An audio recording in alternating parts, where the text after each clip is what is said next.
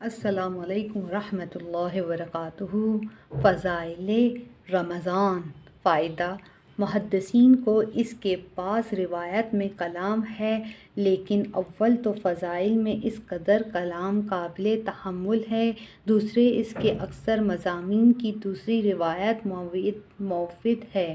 اس حدیث سے چند امور معلوم ہوتے ہیں۔ اول، نبی کریم صلی اللہ علیہ وسلم کا اہتمام کہ شعبان کے آخری تاریخ میں خاص طور پر اس کا واعظ فرمایا اور لوگوں کو تنبیہ فرمائی تاکہ رمضان المبارک کا ایک سیکنڈ بھی غفلت سے نہ گزر جائے۔ پھر اس کا واعظ میں تمام مہینے کی فضیلت بیان فرمانے کے بعد چند اہم امور کی طرف خاص طور سے متوجہ فرمایا۔ سب سے اول شب قدر کہ وہ حقیقت میں بہت ہی اہم رات ہے۔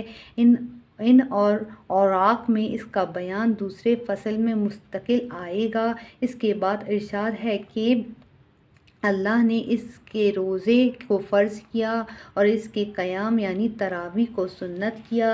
اس سے معلوم ہوا کہ تراویح کا ارشاد بھی خود حق کے سبحانہ و تقدس کی طرف سے ہے۔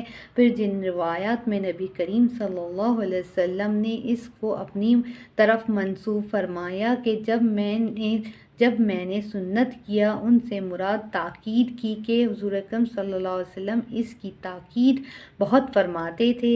اس وجہ سے سب ائمہ رحمۃ اللہ علیہ اس کے سنت ہونے پر متفق ہیں۔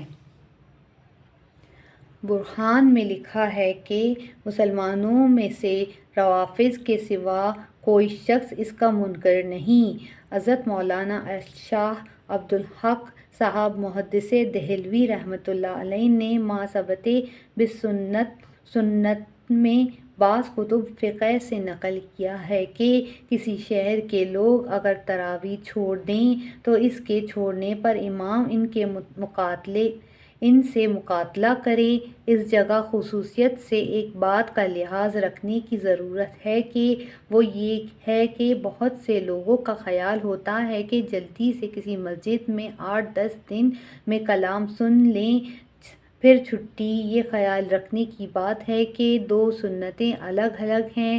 تمام کلام اللہ شریف کا تراویح میں پڑھنا یا سننا یہ ایک مستقل سنت ہے اور پورے رمضان شریف کی تراویح مستقل سنت ہے۔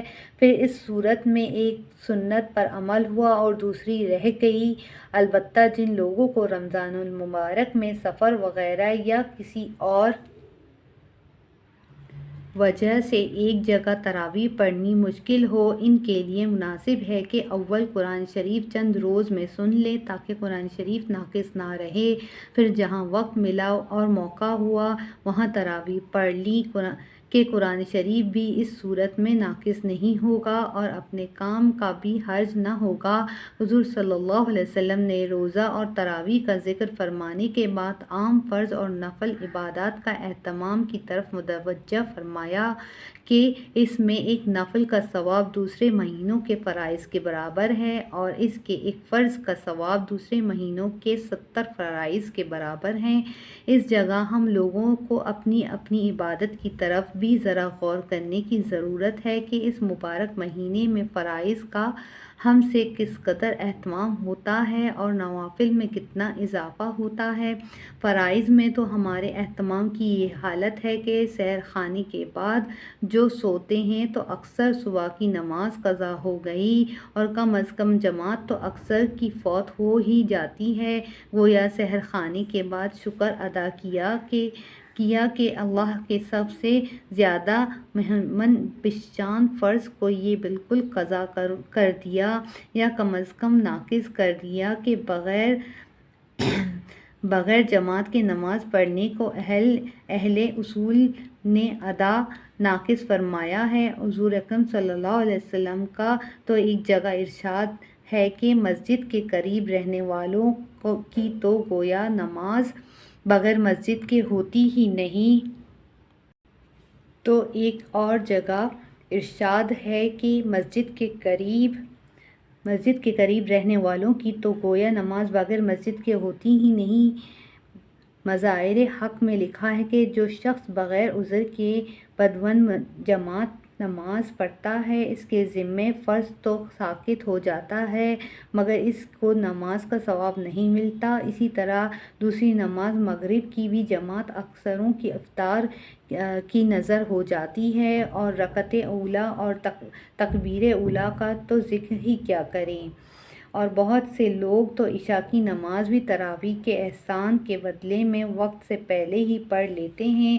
تو یہ رمضان المبارک میں ہماری نمازوں کا حال ہے، جو ہم اہم ترین فرائض میں ہیں کہ ایک فرض کے بدلے میں 3 کو ضائع کیا۔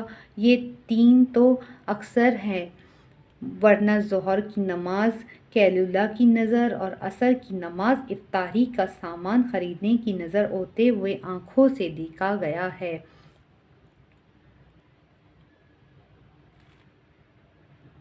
اسی طرح اور فرائض پر آپ خود غور فرما لیں کہ کتنا اہتمام رمضان المبارک میں ان کا کیا جاتا ہے، اور جب فرائض کا یہ حال ہے تو نوافل کا کیا پوچھنا۔ اشراق اور چاشت تو رمضان المبارک میں سونے کی نظر ہو ہی جاتے ہیں، اور اوابین کا کیسے اہتمام ہو سکتا ہے کہ جب کہ ابھی روزہ کھولا ہے اور آئندہ تراویح کا سحر ہے اور تہجد کا وقت تو ہے ہی عین سحر کھانے کا وقت، پھر نوافل کی گنجائش کہاں۔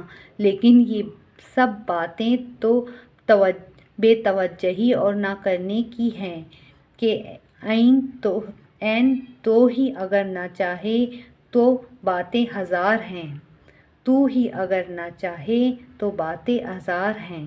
کتنے اللہ کے بندے ہیں کہ جن کے لیے انہی اوقات میں سب چیزوں کی گنجائش نکل آتی ہے۔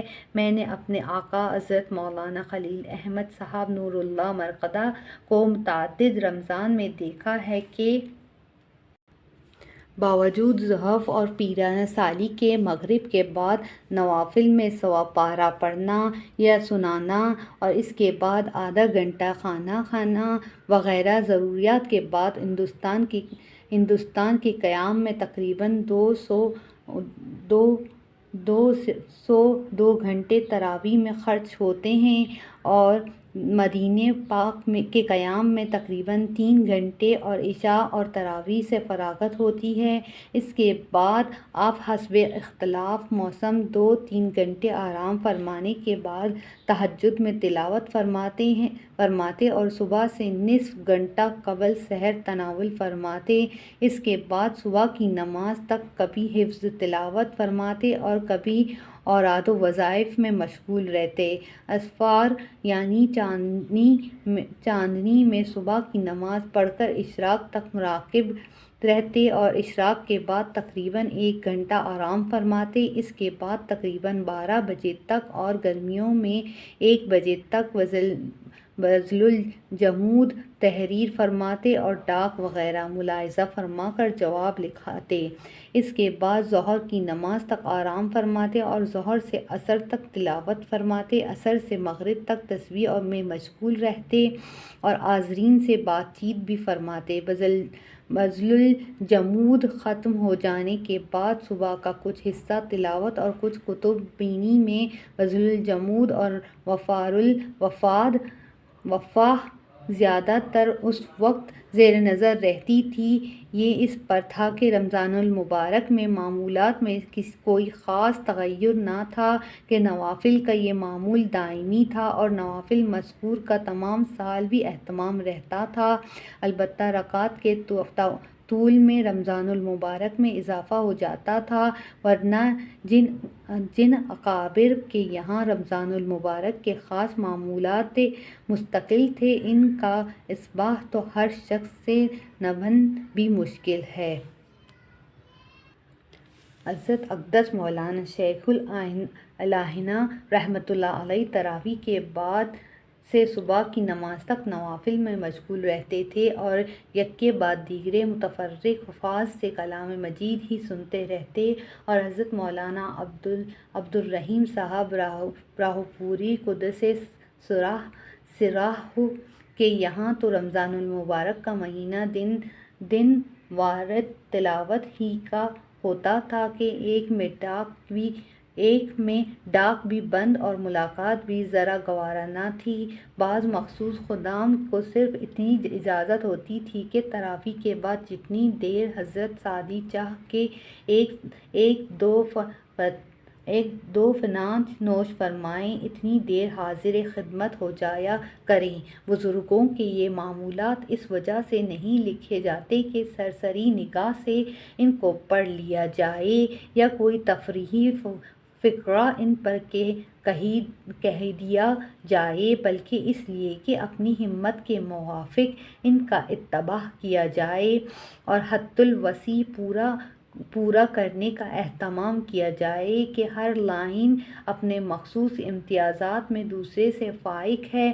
جو لوگ دنیاوی مشاغل میں مجبور نہیں ہیں، کیا ہی اچھا ہو کہ 11 مہینے ضائع کر دینے کے بعد ایک مہینہ مر مٹنے کی کوشش کر لیں۔ ملازم پیشہ حضرات جو 10 بجے سے 4 بجے تک دفتر میں رہنے کے بعد پابند ہیں، اگر صبح سے 10 بجے تک کم از کم رمضان المبارک کا مہینہ تلاوت میں خرچ کر دیں تو کیا دقت ہے؟ اگر دنیاوی ضروریات کے لیے دفتر کے علاوہ اوقات میں سے وقت نکالا جاتا ہے اور کھیتی کرنے والے تو نہ کسی کے نوکر نہ اوقات کے تغیر میں ان کو ایسی پابندی کہ اس کو بدل نہ سکیں یا کھیتی پر بیٹھے بیٹھے تلاوت نہ کر سکیں، اور تاجروں کے لیے تو اس میں کوئی دقت ہی نہیں ہے کہ اس مبارک مہینے میں دکان کا وقت تھوڑا سا کم کر دیں یا کم از کم دکان ہی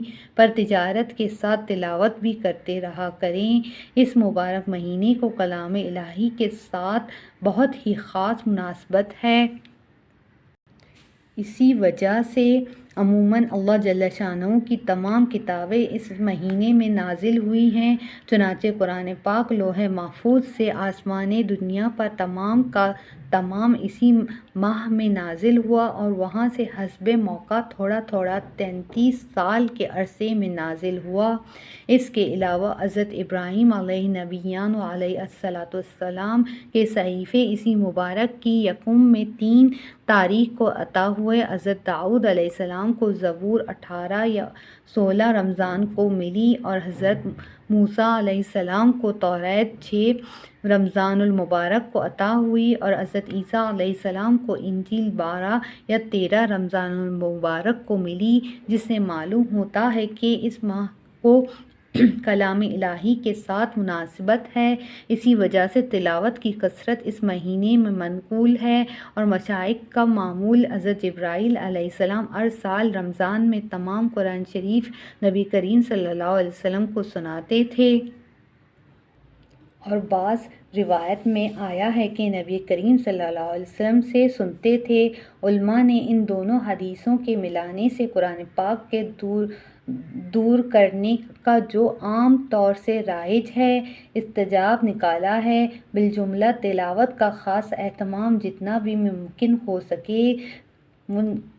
ہو سکے کرے اور جو وقت تلاوت سے بچے اس کو بھی ضائع کرنا مناسب نہیں کہ نبی کریم صلی اللہ علیہ وسلم نے اسی حدیث کے آخر میں 4 چیزوں کی طرف خاص طور پر متوجہ فرمایا اور اس مہینے میں ان کی کثرت کا حکم فرمایا: کلمہ طیبہ اور استغفار اور جنت کے حصول اور دوزخ سے بچنے کی دعا۔